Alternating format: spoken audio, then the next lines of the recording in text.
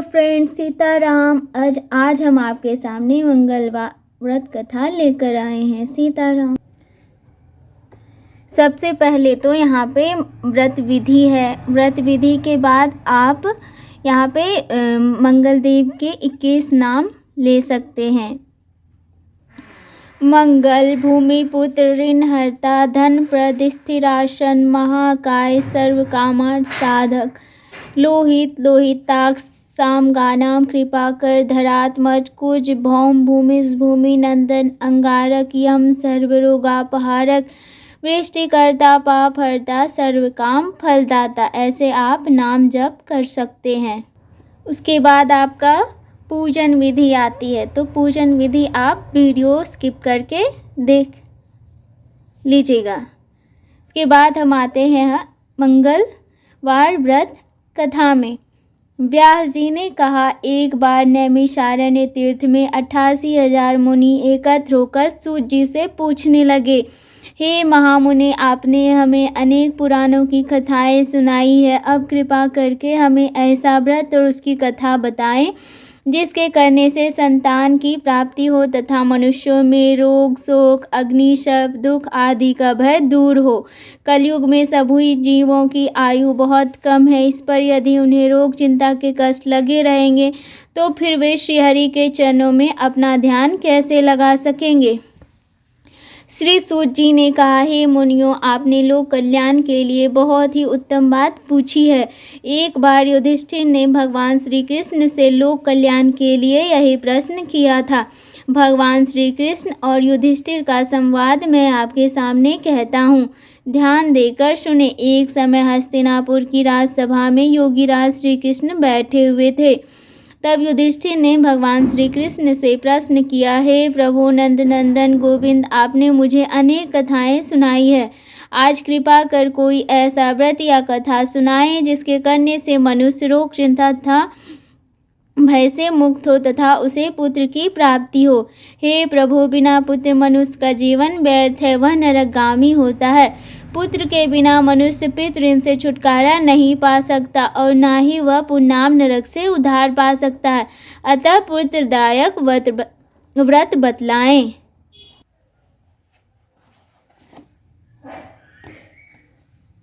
भगवान श्री कृष्ण ने कहा, हे राजन, मैं एक प्राचीन इतिहास सुनाता हूँ, आप उसे ध्यानपूर्वक सुने।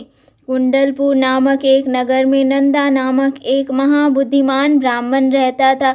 उसका गुजारा जैसे तैसे चल जाता, परंतु वह बहुत दुखी रहता था क्योंकि उसके कोई संतान नहीं थी। उसकी पत्नी सुनंदा पतिव्रता थी। वह भक्ति पूर्वक श्री हनुमान जी की आराधना करती थी। मंगलवार के दिन व्रत करके अंत में भोजन बनाकर हनुमान जी को भोग लगाने के बाद स्वयं भोजन करती थी। एक मंगलवार को गृह कार्य की अधिकता के कारण वह हनुमान जी को भोग ना लगा सकी। इस पर उसे बहुत दुख हुआ। उसने स्वयं भी भोजन नहीं किया। प्रण किया कि अब मैं अगले मंगलवार को हनुमान जी को भोग लगाकर ही अन्न जल ग्रहण करूंगी। ब्राह्मणी सुनंदा प्रतिदिन भोजन बनाती, श्रद्धापूर्वक पति को खिलाती, परंतु स्वयं भोजन ग्रहण नहीं करती और मन ही मन से हनुमान जी की आराधना करती। इस प्रकार 6 दिन तक ब्राह्मणी सुनंदा अपने प्रण के अनुसार भूखी प्यासी निराहार रही, परंतु 7वें दिन मंगलवार को वह प्रातः काल ही बेहोश होकर गिर पड़ी।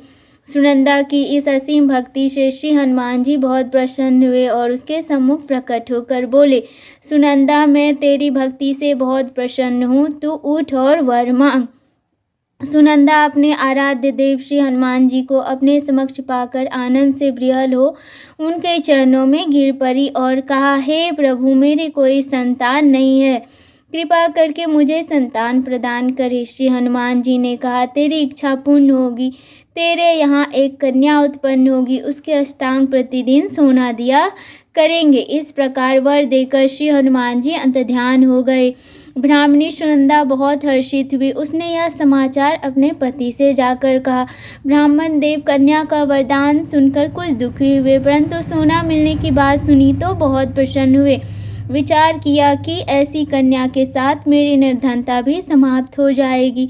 श्री हनुमान जी की कृपा से वह ब्राह्मणी गर्भवती हुई और 10वें महीने में उसने एक सुंदर कन्या को जन्म दिया।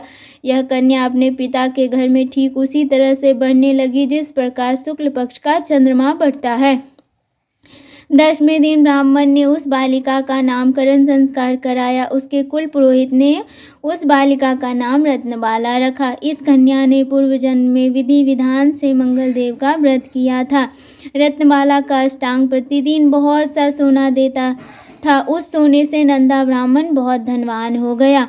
ब्राह्मणी सुनंदा भी बहुत अभिमानी हो गई। समय बीतने के साथ रत्नबाला 10 वर्ष की हो चुकी थी।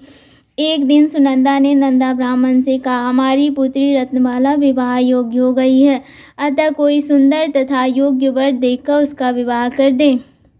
यह सुनकर नंदा ब्राह्मण बोला, अभी तो रत्नबाला बहुत छोटी है। तब ब्राह्मणी बोली, शास्त्रों की आज्ञा है कि कन्या 8वें वर्ष में गौरी, 9वें वर्ष में रोहिणी, 10वें वर्ष में कन्या, इसके पश्चात रजस्वला हो जाती है। गौरी के दान से पाताल लोक, रोहिणी के दान से वैकुंठ लोक और कन्या के दान से इंद्रलोक में सुखों की प्राप्ति होती है। ये पतिदेव, अगर रजस्वला का दान किया जाता है तो घोर नरक की प्राप्ति होती है। इस पर नंदा ब्राह्मण ने कहा, अभी तो रत्नबाला 10 वर्ष की ही है, मैंने तो 16-16 साल की कन्याओं के विवाह कराए हैं, अभी जल्दी क्या है। ब्राह्मणी सुनंदा ने कहा, आपको लोभ अधिक हो गया है। अगर 11वें वर्ष में कन्या का विवाह नहीं होता है तो उसके मासिक धर्म के रक्त का पिता और बड़े भ्राता को पान करना पड़ता है। शास्त्रों में कहा गया है कि यदि माता पिता और बड़ा भाई रजस्वला कन्या को देखते हैं तो वे नरक के गामी होते हैं। नंदा ब्राह्मण ने कहा, ठीक है, मैं कल योग्य वर की तलाश में अपना दूत भेज दूंगा। दूसरे दिन ब्राह्मण ने दूत को बुलाया और कहा, मेरी कन्या जैसी सुंदर है वैसा ही सुंदर वर उसके लिए तलाश करो। दूत स्वामी की आज्ञा पाकर वर खोजने के लिए चल पड़ा। अनेक नगर घूमने के बाद उसने पंपई नगर में एक सुंदर ब्राह्मण युवक को देखा। यह बालक, जिसका नाम सोमेश्वर था, बहुत गुणवान था।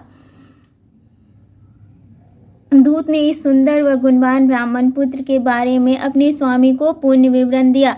ब्राह्मण नंदा को भी सोमेश्वर अच्छा लगा और फिर एक शुभ मुहूर्त में विधि पूर्वक सोमेश्वर को कन्या का दान करके ब्राह्मण ब्राह्मणी संतुष्ट हो गए।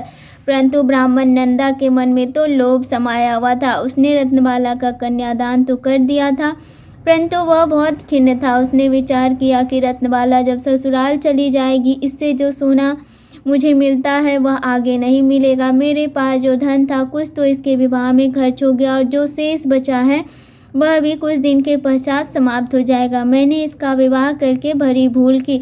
उसने विचार किया कि अब कोई ऐसा उपाय करूं कि रत्नबाला मेरे घर में ही बनी रहे।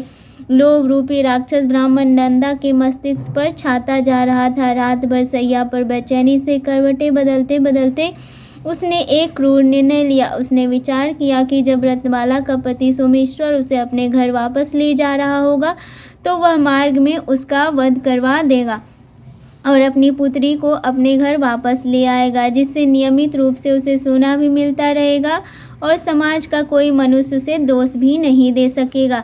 प्रातःकाल हुआ। नंदा ब्राह्मण और उसकी पत्नी सुनंदा ने अपने जमाता तथा पुत्री को बहुत सारा धन देकर विदा किया। सोमेश्वर अपनी पत्नी रत्नबाला को लेकर अपने नगर की तरफ चल दिया। ब्राह्मण नंदा महालोभ के वशीभूत हो पाप पुण्य का विचार भी भूल चुका था।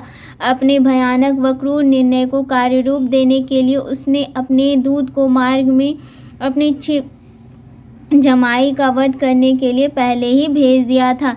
दूत मार्ग में ही छिपकर बैठ गया और जैसे ही सोमेश्वर उसके छिपे स्थान पर पहुंचा, ब्राह्मण के दूत ने स्वामी की आज्ञा का पालन करते हुए सोमेश्वर का वध कर दिया। इसके पश्चात उसने यह समाचार ब्राह्मण तक भी पहुंचा दिया। अपने जमाता के वध का समाचार प्राप्त कर नंदा ब्राह्मण उस स्थल पर पहुंचा और रुदन करती अपनी पुत्री से बोला, पुत्री, मार्ग में लुटेरों ने तेरे पति का वध कर दिया है। भगवान की इच्छा के आगे किसी का कोई वश नहीं चलता। अब तू घर चल, वहाँ रहकर ही शेष जीवन व्यतीत करना। जो भाग्य में लिखा है वही होता है। अपने पति की अकाल मृत्यु से रत्नमाला बहुत दुखी हुई। करुण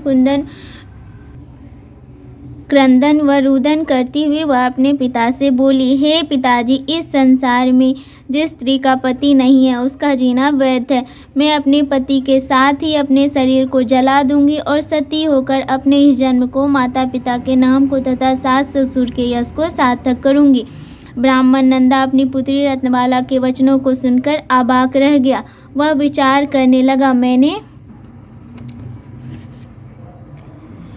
व्यर्थ ही जमाता वध का पाप अपने सिर लिया। रत्नमाला अपने पति के साथ अपने प्राण तक देने को तैयार है। मेरा तो दोनों तरफ से मरण हो गया, धन तो अब मिलेगा नहीं। जमाई वध के पाप के फलस्वरूप यम यातना भी भुगतनी पड़ेगी। यह सोचकर वह बहुत दुखी हुआ। सोमेश्वर की चिता रचाई गई। रत्नमाला सती होने की इच्छा से पति का सिर अपनी गोद में रखकर चिता में बैठ गई। जैसे ही सोमेश्वर की चिता में आग लगाई गई, वैसे ही प्रसन्न हो मंगलदेव वहां प्रकट हुए और बोले, हे रत्नमाला, मैं तेरी पति भक्ति से बहुत प्रसन्न हूँ, तू वर मांग।